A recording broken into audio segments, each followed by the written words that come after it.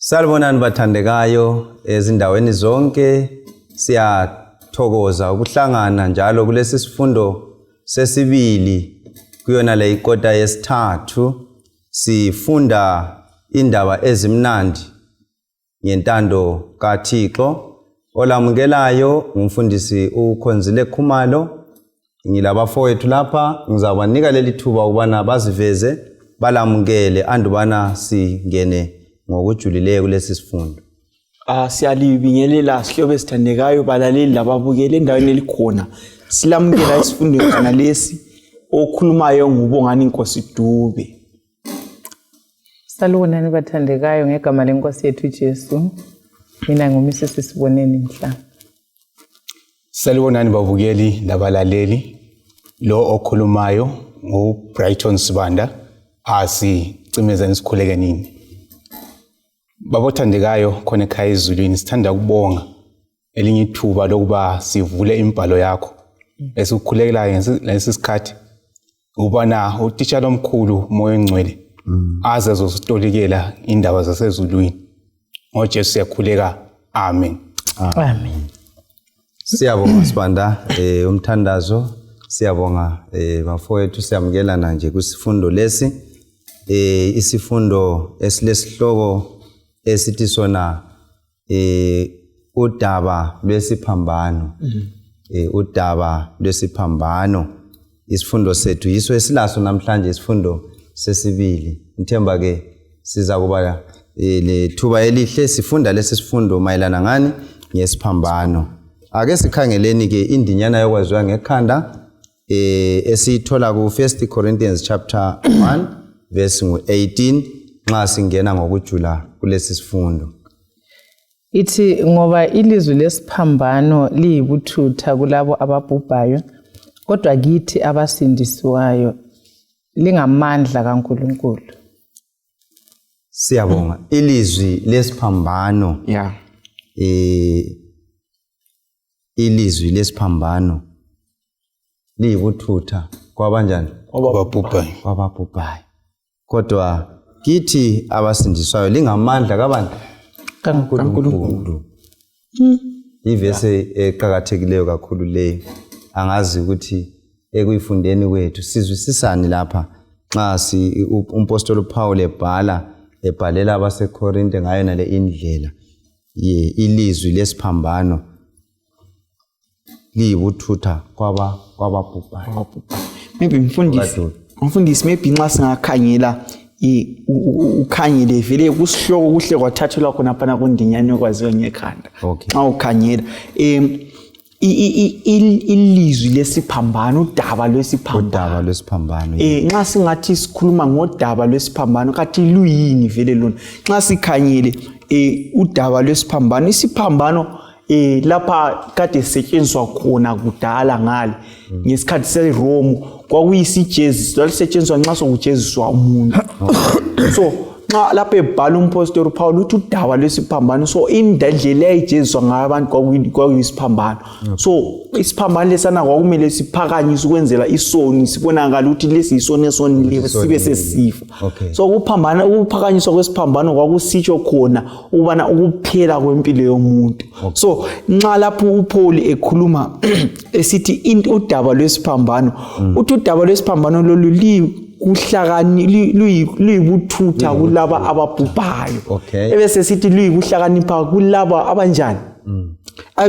Ebese sithi kulaba abahlakaniphileyo liyasindisa ngamandla kaNkulunkulu. So into ayitshoyo ubana isiphambano esasiphakanyiswayo lapha, iziphambano kade ziphakanyiswa iziphambano zokuthi isoni lesi siyanjani, siyacitsha ukuphila kwaso, akusela kuphila kiso. Kodwa isiphambano sesiphakanyiswa lapha esikhulunywa nguPaul, isiphambano esikaJesu esathi siphakanyisiwe thina sasesithola impilo. John 10 verse 10 uthi sela lizile kuzontshontsha zobulala, kodwa mina ngizile kuzalipha impilo ngokuphuphuma kwayo. Siyabonga. So ngamanye amazwi ke Dube, ngokuphakanyiswa kwalesi siphambano sikaJesu sithola impilo. Mhlawumbe sizazwisisa ngokugcweleyo ukuthi impilo leyi siyithola ngayiphi indlela, kungani isiphambano sikaJesu sona siletha impilo. Mhlobo kulokunye ngokubonayo lapha okulethwa umpostoli uPaul. Okay.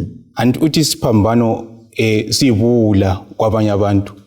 Isiphambano siphinde sibe impilo kwabanye abantu. Okay. So usinika abantu ababili. Okay. Omunye isiphambano usibona siyimpilo, omunye usibona siyibula.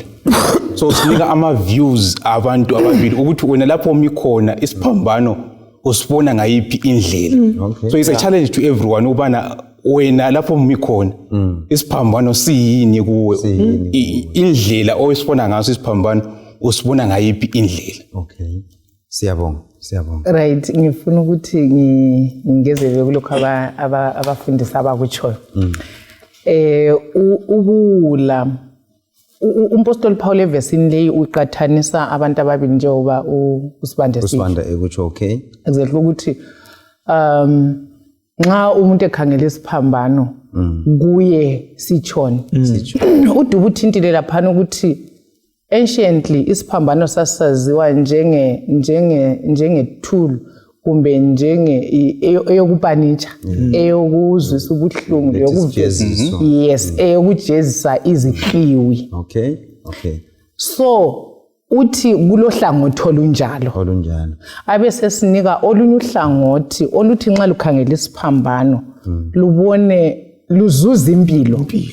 Okay. So silamaqembu amabili lapha mfundisi ukuthi nxa isiphambano anti lapha isiphambano ku context leyi sikhulunywa ngesiphambano sika Jesu ukuthi uJesu singamandla njani kumbe siyikuphila njani kulabo abasindiswayo. Ngoba uJesu anti i-background yesilayo lapha esikhona ukuthi umuntu waphuma esandleni sikaNkulunkulu ephelele kwasokungena isono emuntwini. So umuntu wehlukana lo nkulunkulu wafanele ukufa. Yayibona indaba? Okay. So isiphambano sika Jesu sibuya sizobridger, sizovala umkhandlo owavulwa isono.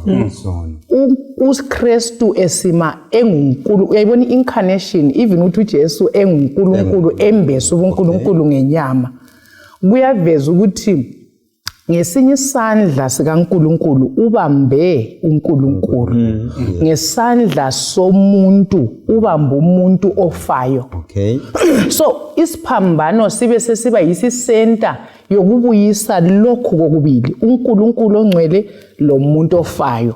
So yikho umpostoli Paul emphasize ukuthi singamandla kaNkulunkulu ngoba uNkulunkulu vele injongo yakhe ukubuyisa umuntu kuye. So akula yinye indlela uNkulunkulu asinike yona ngaphandle kwendlela ukuthi uKristu kafela abantu ukuze babuye kuNkulunkulu. So kuba ngamandla kuloza kholwa ukuthi mina ngifanele ukufa kodwa nxa ngisiya kuJesu engibiza ngiyazoza impilo. So yikho lapha esizuza khona. Siyabonga. Kuyacaca ke lapha nxa sikhangela ukuvezela isifundo laphana umlobi uyasivezela ngalundoda owayengumlobi kakhulu kanti njalo elokucabanga kwani kwe Roman thinking inxa ngakubeka ngaleyo ndlela ukuthi isiphambano ngesokwenzani ngesokujezisa kanti njalo isiphambano sasithathwa ngendlela liyana ukuthi silihlazo. So uPaul ke ngiyabonga mhlobo usuhle wakuthinta laphana ukubona ngendlela ezintathu nxa sivezela isifundo laphana ukuthi isiphambano sona sibonakala njani. Okokuqala uthe sabuyisa indlela kaNkulunkulu ebuyisa abantu ireconciliation ngapha ebamba umuntu ngesinye isandla ngapha ebamba ubani uNkulunkulu ngesinye isandla.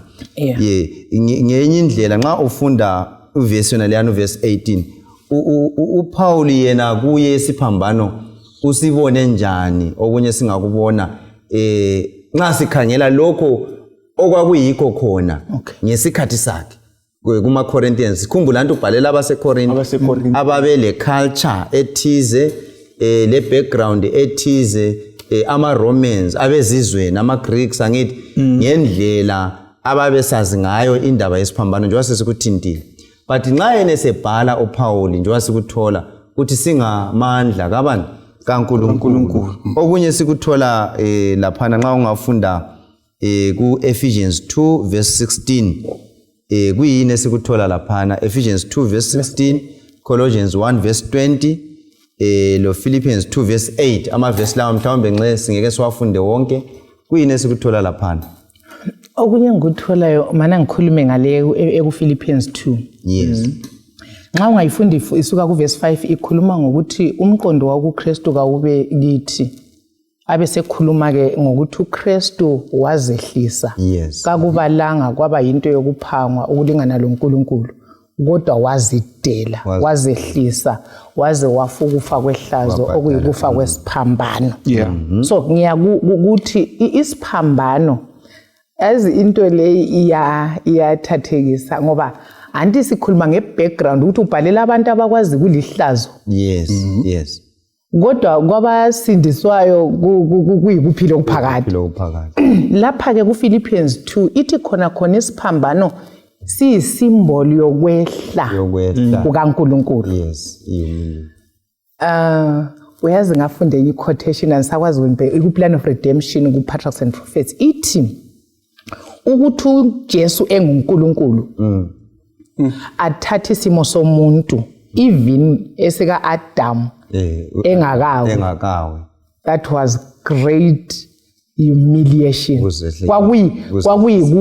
kwakuyishame ukuthi abe ngumuntu yena enguNkulunkulu uyakuzwa sibe sesibuya ekuthini uJesu simbone ethatha isimo somuntu ele 4000 years echuka isono ephansi le degraded nothing and uKristu abuya athathe leso simo so uPhilippians usivezela ukuthi uKristu isiphambano nje sodwa siveza ukuthi uJesu wazehlisa kangaka enguNkulunkulu ekade khonzwa ephiwa udumo enguye wadala izinto zonke wavuma ukuthi izandla azidalayo zimbethele wavuma ukuthi isihlahla asidalayo alengiswe inkuso ayibona ukuthi ingqondo yomuntu ngicabanga ukuthi umpostoli Paul kwezithi kuyifoolishness akuzwakali kuhle ingqondo yenyama vela ingeke izwisise into kaNkulunkulu ngoba kunjani ukuthi uNkulunkulu engumdali avume ukubulawa okay izidalwa uyakuzwa ukuthi kuyezwisiseka yes siyabonga kakhulu okunye uPaul usibona njani isiphambano awukhanyele kuKolose lapha na 1 verse 20 uPaul ubona isiphambano umama bese kuthintile sisiba indlela yokubuyisa umuntu lomdali wakhe xa simbuyisa kuthiwa upheleni kwakho konke ngegazi lika Jesu kuba lokuthula it brings peace so nxa sikhanyele uJesu nxa esalapha emhlabeni ekhuluma labafundi bakhe kwenilanga uthi akukho ongaya kubaba ngaphandle kokubana edlule ngakuba edlule ngami so nxa esikhangela lapha kuKolose 1 verse 20 sibona uJesu into ayitsho kubana through ukufa kwakhe ngokufa kwakhe thina sizakwanisa ukuthi siyofinyelela kumdali wethu uNkulunkulu so icross le isiphambano sisivezela kube sobala ukubana singazi sasetshenziswa ngendlela yokubana sibe yilihlazo isihlazo lona lana libuya kithi liqakathe libe ligugu lisikhumbuza ukufa kwamhlengi wethu uthi isiphambano siyasibuyisa thina kumsindisi wethu okay siyabonga kakhulu uColossians 2 verse 14 uthini uthi lapha ngokwesula yonke imithetho elotshiweyo lezimiso zayo eyayimelane lathi njalo isivimbela wayisusa wayibethela esiphambanweni okay so sinanzelela ke ukubhadalwa kwecala ukubhadalwa kwani laphana ngathi kwini isikwelete inhlawulo yesono enjani eyabakhona siyabonga balaleli sikhangele kakhulu indaba yodaba lwani lwesiphambano lapha nxa sikhangela ke 1 Corinthians chapter 1 ungafunda ke isahluko nje sonke laphana from verse 17 usiya ku 31 umpostoli Paul uletha ke indaba eqhakathekileyo mayelana ngevangeli lesiphambano uthi na nxa sikhangele esiphambanweni kule vangeli elimangalisayo esilifumanayo nxa sikhangele ngaphi esiphambanweni laphana nxa singakhangela mhlawumbe u1 Corinthians chapter 1 sifunde uverse 17 mhlawumbe kasoze sifunde sifunde uzeqa amanye amavesi laphana ukuhlenga isikhathi sethu. Okay, ithi ngoba uKristu verse 17 ngoba uKristu kangithumanga ukuba ngibhabhathize kodwa ukuba ngichumayele ivangeli hathi ngamazwi enhlakanipho yabantu funa isiphambano silahlekelwe ngamandla aso ngoba ilizwi lesiphambano liyibuthutha kulabo ababhubhayo kodwa kithi abasindisiweyo lingamandla kaNkulunkulu. Uverse 22 lo 23 abesesithi amaJuda afuna izibonakaliso lezimangaliso lamaGriki adinga ukuhlakanipha kodwa thina sichumayela uKristu owabethelwayo isikhubekiso kumaJuda lobuthutha kwabezizwe. Siyabonga. uPaul lapha uthini ukhuluma ngokuthi isiphambano siyisikhubekiso kumaJuda kodwa sibe yibuthutha kwabezizwe. Ngayiphi indlela? Why indaba isiphambano sifika kumaJuda sibe yisikhubekiso kwabezizweni sibe yibuthutha? Xa ukhanyele mfundisi ngathi ukhanyele vele isiphambano uqhakatheka kwaso usukele uqhakathekeni kwesiphambano. Okay. Ike ngazibuza ukuthi nxa umuntu engathi into le yibuthutha kuyibuthutha kubani? Okay. Kuyibuthutha kubani? So kusiya ngokuqhakatheka kwawona ngendlela obona isiphambano siqhakatheke ngakhona. Okay. So uPaul nxa ebhala lapha uqale eqaliseni vele uhle kubeke kube sobala ubana uKristu yena ufile esiphambanweni ukubana abantu bakhe bethola impilo. So nxa bethola impilo kulabane isiphambano bezibuza ukuthi phela isiphambano lesithe sisikhanyile besithi yi-deathbed yabanye abantu nxa sikhanyile isiphambano. So khathesi lina selisuka lithwalisa lihamba lisithi isiphambano yikho kule okulokusindiswa ukuthi yikho lapho esithole khona impilo likwenza kube njani. Okay. So ngamanye amazwi uPaul into ayizama ukuyithe echasisela abantu ukubana lapha thina esikhanyela khona isiphambano sisibone kuyikubona umuntu olenge esiphambanweni simbone eku-west state yakhe uKristu uzibonakalisa esiphambanweni esiphakamise from esiphambanweni njengabantu bakhe ebese sinika impilo. Okay, so nxa sikhangela kuthi ukuthi ungikhumbuza uJohn ngo-12:32 uthi nxa ngiphakanyiswa ngiza njani ngizandlulisela abanengi kimi. Okay. Ukhona ofuna ukusincedisa laphana ngikhangele ivesi lena ukhulume ngokuthi kubaJuda singumgoqo stumbling block. Okay. So nesibuye siletha impilo kodwa kumaJuda sibuya sibe yini sibe ngumgoqo kodwa kwabezizweni amaGreek uPaul ayikhuluma ngawo uthi siba yibuthutha. Ngayiphi indlela sibani? Okokuqala esingakubona umpostoli Paul ulwa lo mlilo esebenzisa umlilo. Okay. Yeah. Ahlavele afike athi nasi isiphambano uzama ukucisha umlilo okhona. So nxa ikhuma ngesiphambano uzeletha omunye umlilo. Okay. Ungagijima uhambe kuma firefighters aza kutshela ukuthi ukuze uciche umlilo kumele uphembe omunye umlilo. Okay. So uyenelisa ukucicha omunye umlilo usebenzisa omunye umlilo ngoba umlilo udinga oxygen le fuel. Nxa yaqalisa ukuba somunye umlilo ngapha omunye umlilo ufela ngapha uyathi ufika ngapha sokuhle kwatsha konke ngapha awusenelisi ukuthi uye phambili. So umpostoli Paul ubuya njalo afika phakamise uKristu indlela ama Gentiles ama Greek ayekubona ngayo akwenelisi ukuthi kufike emcabangweni yabo ukuthi bebone umfana ezalwa aphile abesecina esengosindisa abantu sithi awumuntu uluntu soluphakanyisiwe ku state sazo sokuba usesibonweni solusindisiwe. To them it's a joke, inganekwane, into ehlekisayo. Akufinyelele ekufundeni kwabo ukuthi bekuze beku process bethi ya lokho sibili akukhuluma kule nhlakanipho akula nhlakanipho kusikho sithi kibo kuhle kufike ukuthi hayi lo ubuthutha lobo akukhulumayo. Okay, so kukuma kwabezizweni kufika kube yibuthutha ngenxa ye philosophy inhlakanipho yayo. Inhlakanipho yayi inhlakanipho enjani kanti leyo? Babe ngabantu abanjani ngamafitshane?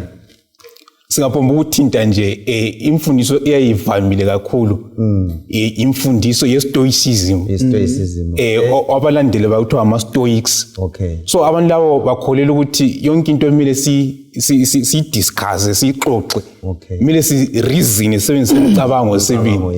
But now ukuthi thina sithi kulomuntu ophilileyo wafika wafela abantu sireasona njani akureasoneki into nje eba ijoko ebe inhlekisa kakhulu efe ngesiphambano kibo bona isiphambano esasiluhlazo njalo sasisetshenziswa njengendlela yani yokwahlulela kumaJuda sona siba ngumgoqo njani. Okay. Usibanduni kumzekelise ngothandalwana okucicha umlilo ngomlilo.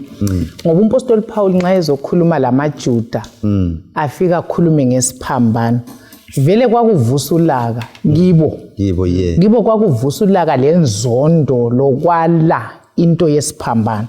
So yena besesebenzisa khona lokho okubavusa ulaka ukuthi abalethe. Okay. AmaJuda mfundisi njengoba ubuzile babekholwa ngo-Acts chapter 1 I think uJesu laphana esevukile bake babuza ngokubo verse 6 yes verse 6 bayabuza ukuthi uzabisela yini umbuso ko-Israyeli lesi sikhathi. Yes, ngoba ngesikhathi lesiyana uIsrael uJesu efika lapho uIsrael wayengaphansi kombuso wamaJuda babengela nkosi umbuso wamaRoma babengela nkosi as-Jews eyayibabo so babesebugqilini bamaRoma.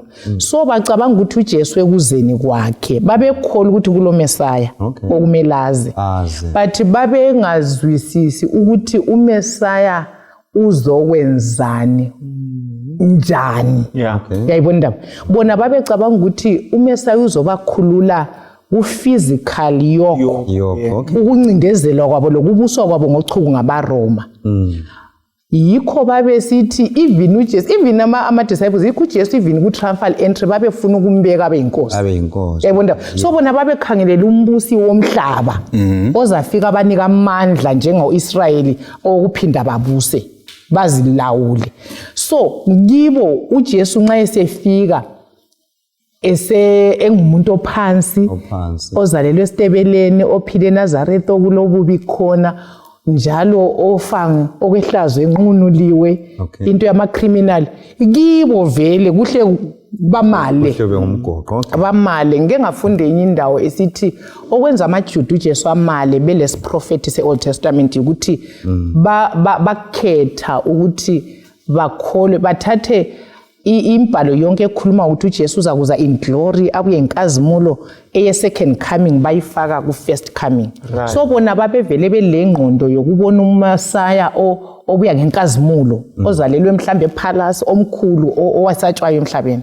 Basebebona indoda engasondoda yalutho ukodwa esindisa umhlaba. Yikho kwenza uJesu aliwe abe yi-stumbling block ukuthi isiphambano singawusindisa njani umhlaba. Siyabonga. So umpostoli Paul nxa sikhangela amavesi lawana of course singasawabalanga wonke ukhuluma eqinisa uthi abantu kufanele kube khona into central okumele kube yiyo abayichumayela.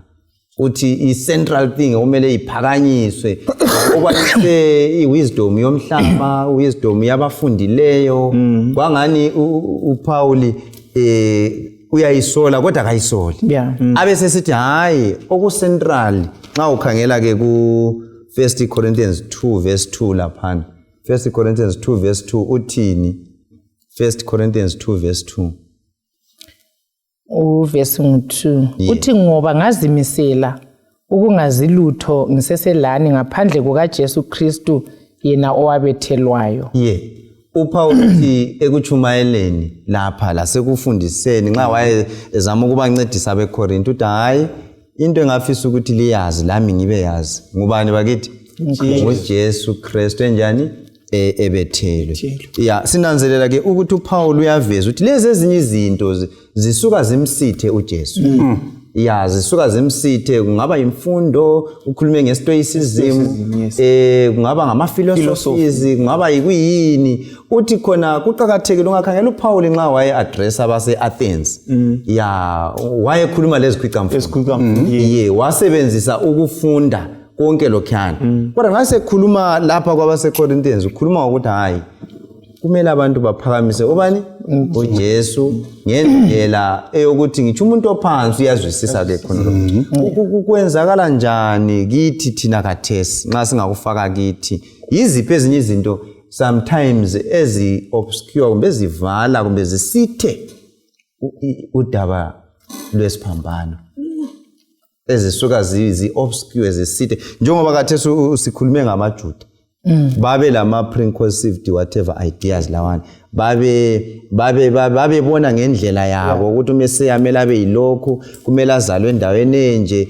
so kwayenza ukuthi uJesu esezelwe bangamamukeli right wese sesiya kufa esiphambanweni siyabona indaba ngakhona kuthi ngapha ama Greeks ngemfundo yawo wenza ukuthi benze njani futhi bangamamukeli kuthola ukuthi kithi thina lapha zikhona izinto ezenza ukuthi kwesinye isikhathi uJesu singamphakamisi and ungakhangela ngicela ukuqalisa la ukuthi uthinta indaba yeAthens ukuthi umpostoli Paul eAthens wayekhuluma lezi khwicamfundo and uthi mina befaka ilogic I made them with logic uthi befaka lokho mina ngafaka lokho ngokukhalipha la ngombhalo but akuzange kube lesivuno esikhule eAthens ngoba umuntu mfundisi mina ngizwisa ukuthi kadingi izinto zonke lezi ezinenge ezicomplicated yikho sithi efike eCorinth wafika watshintsha imena yokusebenza wabona ukuthi lapha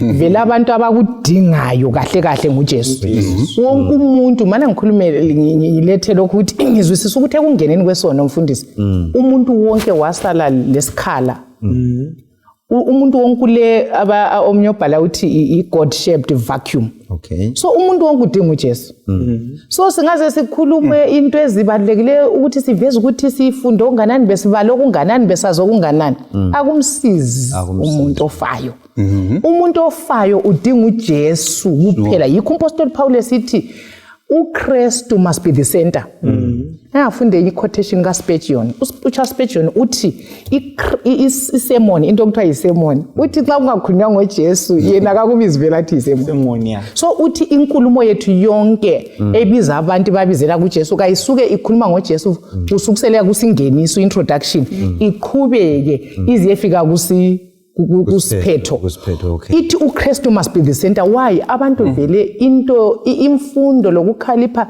akakusisusi sono mfundisi abantu balomthwalo wesono abakudingayo nguJesu kungaphakanyiswa uJesu umuntu ezonenza kuyeza ukuthi so nansi isiphephelo nanti undle lisusi sono sezwe so yikho uKristu kufanele abe yicenter yentshumayelo zethu zonke siyabonga mhlobo balaleli siqhubeka ngesifundo umpostoli Paul yasivezela ukuthi hayi ukufunda lakho konke yebo kuqondile kule ndawo yakho kodwa akumelanga ukuthi kugcine sokusenza ukuthi indaba yesiphambano igcine ingasabonakali sekubonakala umuntu ngoba ungakhangela eCorinthe lapha abanye babesithi hayi mina ngikukaPetro mina ngikukaPaulo mina ngikukabani abanye bathi mina ngikukaJesu so konke konkeana kwenza ukuthi indaba yesiphambano ingabonakali ukhulume ngokuthi sibula kwababhubhayo ake sifunde uverse 20 khona phana ku chapter ka efana nayo first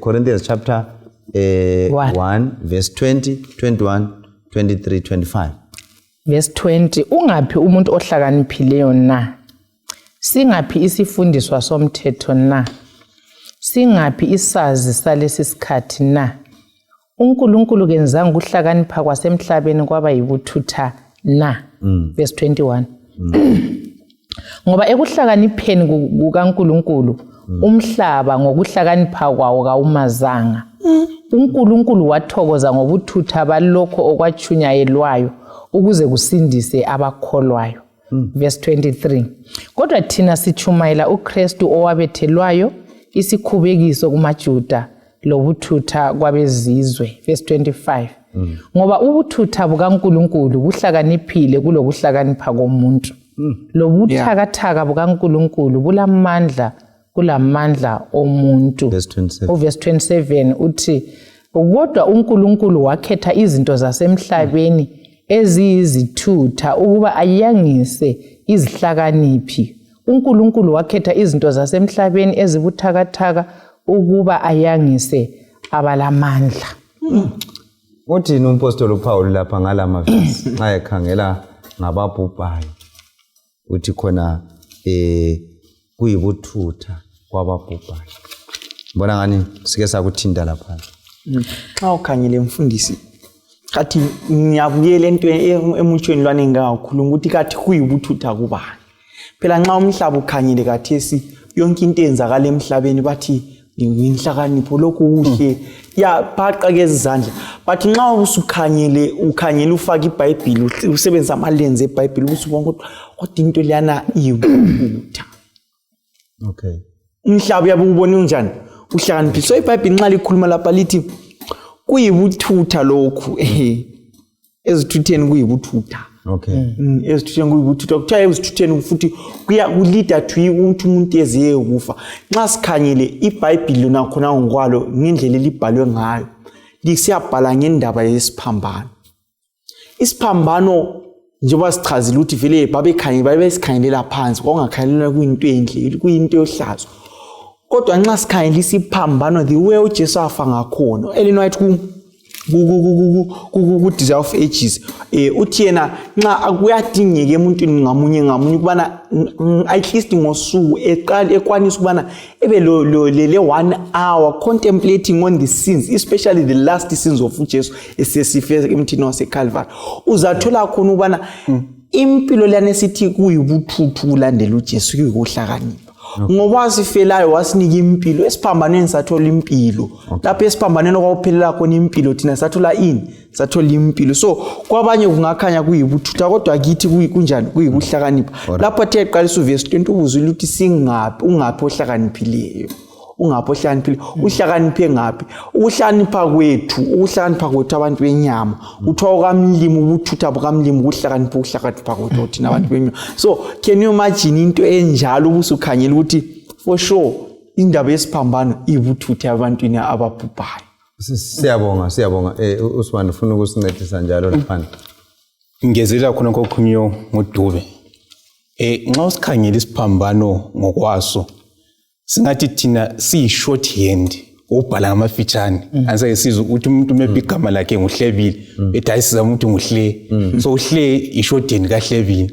So isiphambano siyi-shorthand okubana uJesu ufile wavuka.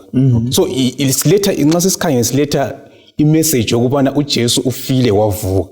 So isiphambano sesiba ngumgoqo kumbe sibe yibuthutha kulo sikhangele ngalindlela ukubana kasenelisanga okwamukela isenzo sika Jesu asenzileyo esiphambanweni. Okay. So ngesikhatshana the moment usekele ukwamukela ukuembrace ukuthatha ukuthi hayi ngempela uJesu mfele emthini waseCalvary.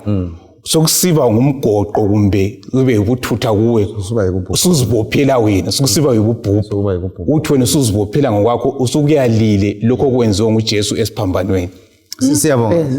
Bengifuna ukuthinta something ukuthi ukungezela kulokho abakutsho yanti mina ngizwisisa ukuthi vele into okuthiwa yibuthutha mfundisi ikuba carnal. Yeah, that's true. Ikuba inyama ukucaba ukuswela ukuba ukuswela umoya kaNkulunkulu kuzwisisa izinto zakoNkulunkulu. Uyazi ngike ngiphonga ukukhumbula ukuthi ngike ngaba le study labanye abantu abazama ukuzwisisa into kaJesu ngengqondo yomuntu. Bathi uJesu wasoNkulunkulu kunjani ukuthi uJesu akhonzwe engumntwana. Yazi i-reason yakho nthi ngenyama. Yibo ubuthutha bona lo. So uJesu abamamukeli njengoNkulunkulu ohlenga umhlaba. Okay. Bathi ungumntwana. Liyakuzenza ukuletha ukuthi bazama ukuzwisisa ngengqondo yalokho thina sikwazi emhlabeni ukuthi kumele kulobaba lo mntwana. But izinto lezi anti zibhalelwe ukuthi thina sisindiswayo sizizwisise. Kodwa esikuzuzayo lapha mfundisi ukuthi ngicela ukubala uKorinthe lapha chapter 2 verse 13 lo 14 ukugcizelela lokho engutshoyo. Verse 13 and 14. Verse 13 lo 14. Ithi uverse 13 lokhu yikho esikukhulumayo hathi ngamazwi esawafundiswa yikuhlakanipha kwabantu kodwa ngamazwi esawafundiswa ngumoya. Umuntu ongela moya nguvesi 14 umuntu ongela moya akazamukeli izinto ezivela kumoya kaNkulunkulu ngoba kuye ziyibuthutha njalo angeke aziqedisise ngoba zibonakaliswa ngomoya. So uyakwazi ukuthi mfundisi kunzima vele umpostoli Paul emavesini la ide siwafunda uveza ukuqathaniswa phakathi kwengqondo yomuntu wenyama ofayo le ngqondo kaNkulunkulu. So abesesithi inhlakanipho yomuntu emhlabeni ayingeke vele ilinganiswe le wisdom kaNkulunkulu. Yikho efakwe sithi even nxa uNkulunkulu bengaba yisithutha ubuthutha bakhe buyinhlakanipho xa sikuqathanisa lenhlakanipho yomuntu. Uyakubona. So umpostoli Paul uzama ukuletha ukuthi thina sifanele ukuzwisisa into kaNkulunkulu ngokuvezelwa ngumoya oyingcwele. Unless umoya oyingcwele asichasisele into kaJesu lesi ngeke siyamukele futhi siyizwisise. So kumele sizalwe ngokomoya sibe sesizwisisa into zakomoya. Otherwise sizakwala uduba uthinta indaba yokuzibulala yokuzibhubhisa wena self destruction ukuthi ngokwala uJesu njengoNkulunkulu onguyedwa osindisa abantu. Kuthi ukuthi awusindiseki ngoba uNkulunkulu ulendlela eyodwa yokubuyisa umuntu kuye ende indlela yesiphambano ebonakala enyameni yomuntu kungani yibuthutha ikweyiswa uyakubona. Kodwa abavuma abalomoya kaNkulunkulu ebachasisela uthando lukaNkulunkulu olwavezwe esiphambanweni abanjalo kibo kuyimpilo ephakathi. Siyabonga mhlobo kakhulu. Balaleli siqhubeka ngesifundo sinanzelela ke ukuthi umlimo ulendlela yakhe yokusindisa umuntu. Indlela kaJesu ukufa kwakhe esiphambanweni yiyo yodwa indlela uthi kanjani ayivezile. Siyabona indaba yakhona. So yikho esithi kuyibuthutha kwababhubhayo. Ngoba nxa uNkulunkulu efaka indlela yokuthi uzasindiseka ngalindlela wena ubusubona ngani indlela leyi kayisiyo indlela ebengicabanga ukuthi ngabe kwenziwe ngayo kuwe sokuyikubhubha kakhulu ngoba awusasindiseki. Kanti ke abesesithi kodwa indaba yesiphamba ingamandla. uRomans 1 nguvesi 16 angithi uthi kangilanhloni ngaleli vangeli ngoba lingamandla kaNkulunkulu. So kulaba kanjani abasindiswayo nxa ukhangele iconstruction kumbe indlela ivesi liyane ebhalwe ngayo ukhangela ku original language kuyaveza ukuthi khona ke nxa ekhuluma ngokubhubha akhulume ngokusindiswa kuyaveza sobala ukuthi ke indaba le yokusindiswa into ebuyayo. Yabona indaba yakhona. So uthi khona lingamandla kwalabo abanjani abasindiswa into enjani ebuyayo. Kusithi nxa wona walile kuwe sokusiba yikubhubha isiphambano esifana nayo kuwe sesinjani sesikulahla usuphumile wena engapi esporweni. Kodwa kulo wamukelayo siza le salvation. Ake sikhangele u1 Peter 2 verse 28 sizwisisa ukuthi uJesu wasenzelani. Kuyini uJesu asenzela khona nxa lokho sikhuluma ngalesi siphambano ke sizwisise ngokujula ukuthi kahle kahle kuyini uJesu asenzela khona. 1 Peter 2:24 ithi yena ngokwakhe wathwala izono zethu emzimbeni wakhe esiphambanweni ukuze siphephe ezonweni njalo siphilele ukulunga lisilisiwe ngamanxeba akhe. Sizwisisani lapha kuyini kahle kahle uJesu asenzela khona nxa sikhangela ivesi liyana ngoba lokho esikhuluma ngesiphambano kuthiwa kuyini uJesu akwenzayo esiphambanweni. Mfundisi nxa ngikhangele emkolweni escape kulama life jacket lawana nxa singenzakala ingozi iscape sidabuye senta abantu beqasa ukugalula into eyodwa ukuthi abeyithathe ngweni ama life jacket.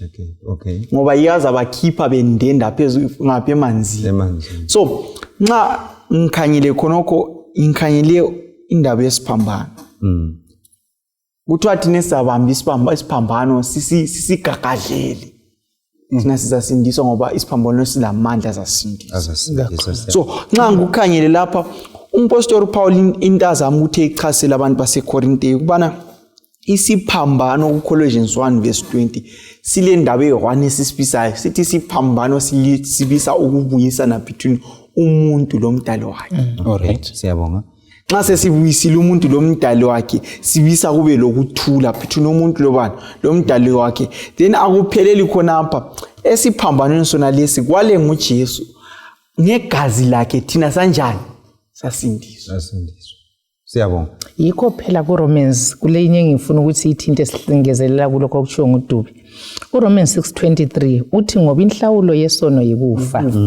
Kodwa isipho sikaNkulunkulu siyikuphila okungapheliyo kuKristu Jesu inkosi yethu. uJohn 3:16 mfundisi uthi uNkulunkulu wawuthanda umhlaba kangaka wanikela ngendodana yakhe. So isipho asiphiwanga amaJuda, asiphiwanga abantu abathile, kodwa isipho sikaNkulunkulu esize emhlabeni wonke. Yeah. Uyakuzwa?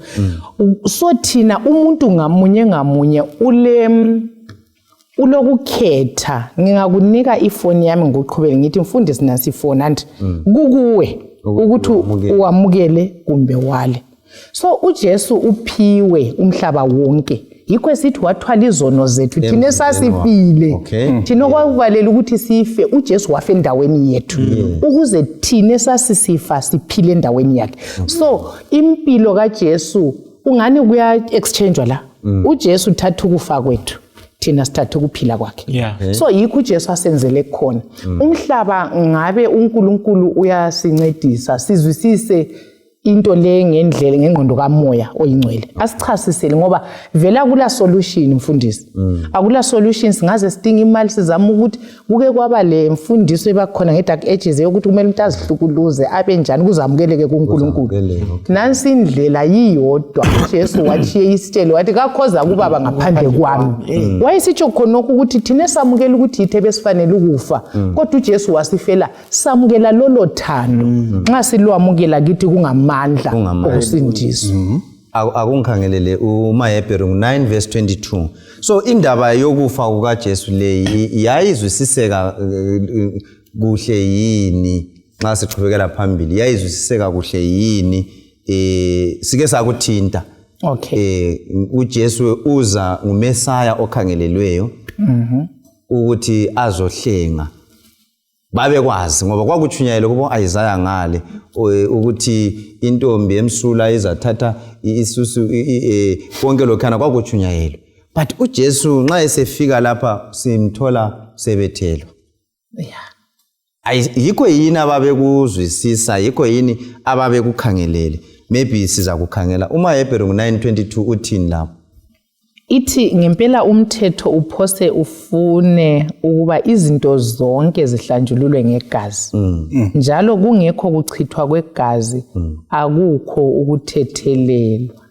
Siyabona indaba. So ngizama ukuthi sikuzwisise ke khona lapha ukuthi uJesu asenzela khona yikuthi achithe igazi ngoba kukhanya lapha nxa sibuyela emuva ku-Old Testament ukonakala komuntu kuvele kusegazini. Kakhulu. Yeah, kusegazini vele awucabangi ukuthi wenza isoni. Siyabona indaba ngikhona. Uvele wena uyisoni. Ngokuzana ngemvelo siyabona indaba ngikhona. So uJesu ke khona lokho asenzela khona yikuthi adile lakho konkhana. Ngibuzile umbuzo lapho ukuthi uMesaya uza abe ngo-crucified. Siyabona indaba ngikhona. Bakwamukela njani ngitsho nabafundi bakhe. Ake sikhangeleni uMakhongo 8:31.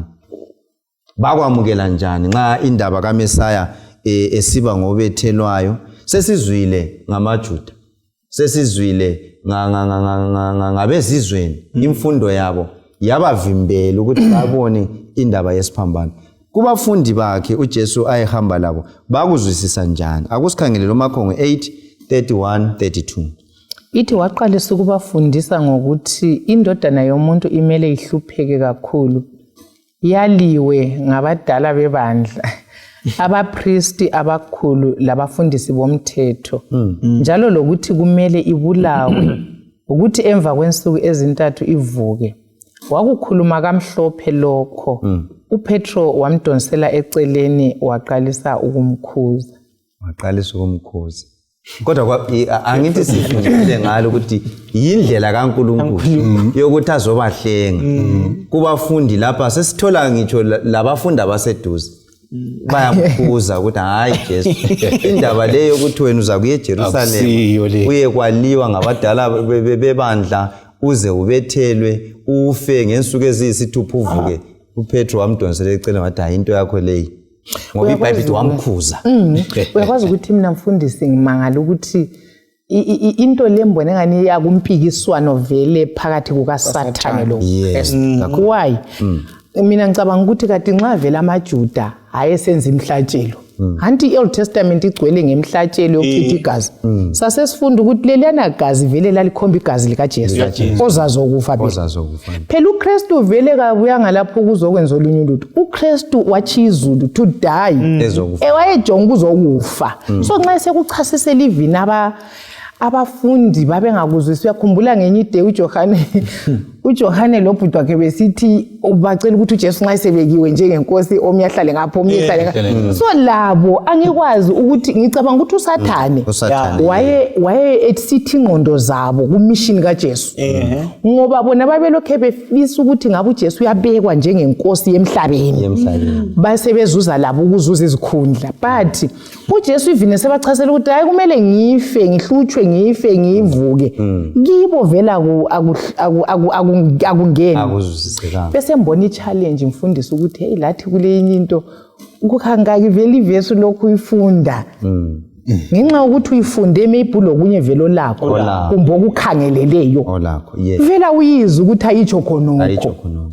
So uNkulunkulu kasincedise ukuthi into kaJesu lokusindiswa kwethu even ku second coming kade sikhulunywa ngokuthi uJesu uyabuya yimessage esichumayela. But kulezinye izinto mhlawumbe esizibambileyo kwesikhathi esikhuluma ngama secret rapture ngoba kulokunye singana sikuzwisisi lesikukhangelele. So uNkulunkulu kasincedise ekuthini sizwisise kuhle indaba yakhe. Siyabonga kakhulu mhlobo. So indaba yokufa kukaJesu yayingazwisise ngitsho la kubafundi. Amavesi amanye besingawakhangela laphana uMakho 9 eceleni khona laphana uvesi 30 to 32 uJesu ukhuluma kanengi ukufa kwakhe ngoba yindlela yecebo likaThixo. uMakho 10 akusibalelena nxa useseduze laphana uMakho 10 verse 32 to 34. uMakho 10 verse 32 to 34.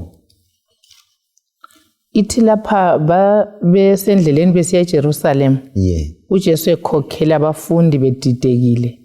Wathi labo ababelandela babesesaba. Waphinda njalo wathatha abali12 wabadonsela eceleni wabatshela lokho okwakuza kwenzakala kuye. Wathi sesisiya eJerusalem indodana yomuntu izanikelwa kubapriest abakhulu labafundisi bomthetho. Bazayigwebela ukufa bayinikele kwabezizwe. Abazayiyangisa bayikhafulele bayichaye njalo bayibulale. Ngemva kwensuku ezintathu izavuka. Siyabona indaba babedidekile. Ngicabanga ukuthi kwakuyisikhathi sokuthi ngabe bayathokoza nxa basebeyibambile imfihlakalo yokuthi hayi leli licebo likaThixo lokuthi kanjani asihlenge. Inanze ukuthi isenzo lesi sikaThixo i-idea umcabango ukuthi uNkulunkulu enguThixo abe inyama ayekufa siveza njani uthando lukaNkulunkulu. Ngoba sibona nxa sikhangela i-background yokuthi isiphambano sike sakhuluma ngabo sasibuke kanjani lalokhu uJesu akuvezile ukuthi bazayibamba bayikhafulele bayiyangise bayichaye. Just imagine uNkulunkulu esikhuluma ngaye kodwa wavuma ukuthi abe inyama. So lokhu kuveza njani uthando lukaNkulunkulu ku-humanity. Yikho esike sakuthinta mfundisi ukuthi le yimystery. Imfihlakalo vele ukuthi into yakhona kayizwisiseki. Yamukelwa kuphela ngabazwisisa bethunganyelwa ngumoya oyingcwele.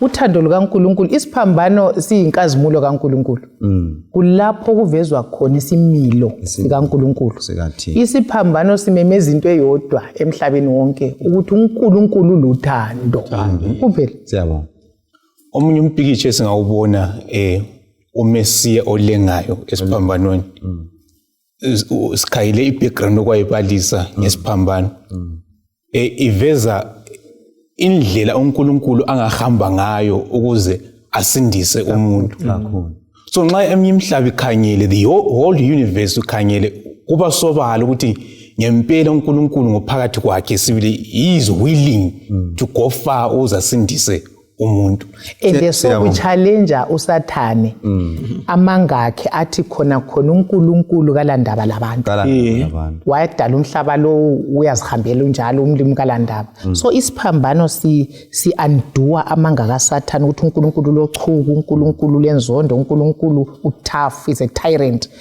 isiphambano siveza ukuthi uNkulunkulu ngenza loba yini ekuzazuza umuntu ngokumthanda uzimisele ukuhamba umgango onganani as long lokho kuza njani kuzasindisa umuntu balaleli isifundo sethu sigijimela ukubana siye emaphethelweni sinanzelela ukuthi uNkulunkulu lendlela yakhe kakala ndle ulendlela yakhe kwesingesikhathi lathi njengabantu ama expectations ethu lalokho esikukhangelayo kakuyi ngendlela yokuthi insuku zonke kuzahamba ngaleyo ndlela uNkulunkulu lendlela yakhe kumele samukele indlela kaNkulunkulu lathi ezimpilweni zethu njengalokho abafundi babengakhangelanga ukuthi uJesu uzahamba ngaleyo ndlela yikho bahamba belandela beseJerusalem sebedanile ukuthi kathi uJesu ngasitshela ngokuthi uyafa thina sikhangela ukuthi aphile abe inkosi sihlale kuhle so kwesensikhathi lathi nxa singakukhangela ezimpilweni zethu kumele sikubambe ngaleyo ndlela uNkulunkulu lendlela yakhe yokuba izinto zihambe ngayo kumele thina samukele indlela kaNkulunkulu nxa sisiya ekucineni laphana sinanzela uJesu lo besikhuluma ngaye engamandla njalo eyinhlakanipho kaNkulunkulu ngicela sifunde ivesi ibenye laphana uverse 24 kusiya ku29 verse 24 1 Corinthians chapter 1 verse 24 to 29 kodwa kulabo ababizwe nguNkulunkulu amaJuda lamaGreek uKristu ungamandla lokuhlakanipha kukaNkulunkulu ngoba ubuthutha bukaNkulunkulu buhlakaniphile kulokuhlakanipha komuntu lobuthakathaka bukaNkulunkulu bulamandla kulamandla omuntu bazalwane khumbulani ngalokho elaliyikho ekubizweni kwenu ukaba baningi phakathi kwenu ababehlakaniphile ngesilinganiso sabantu kaba baningi ababelamandla kaba baningi ababezalwa yizikhulu kodwa uNkulunkulu wakhetha izinto zasemhlabeni eziyizithutha ukuba ayangise izihlakaniphi uNkulunkulu wakhetha izinto zasemhlabeni ezibuthakathaka ukuba ayangise abalamandla nxa sikhangela indlela kaJesu ngitsho la ngendlela azalwa ngayo ukhuluma ukuthi uNkulunkulu wasebenzisa izinto eziphansi kakhulu ya akucabange indlela uJesu lapha azalelwa khona kazange azalwe ezikhulwini kodwa wazalelwa ngaphi esitebeleni ukuze afinyelele ngitsho lalabo abanjani abaphansi so yikho esiba ngamandla nangenhlakanipho kabani kaNkulunkulu laphana xa ukhangele mfundisi khona phana indaba yona leyana yendlela zikaMlimi umlimi uthiwa inhlakanipho yakhe vele nxa ikhangele kithi nxa singayikhangela lethu inhlakanipho kaMlimi umlimi uhlakaniphe okuphezulu so the way okufakwe ngayo lapha kibe ebantwini kuyakhanya nganthiwa but kodwa umlimi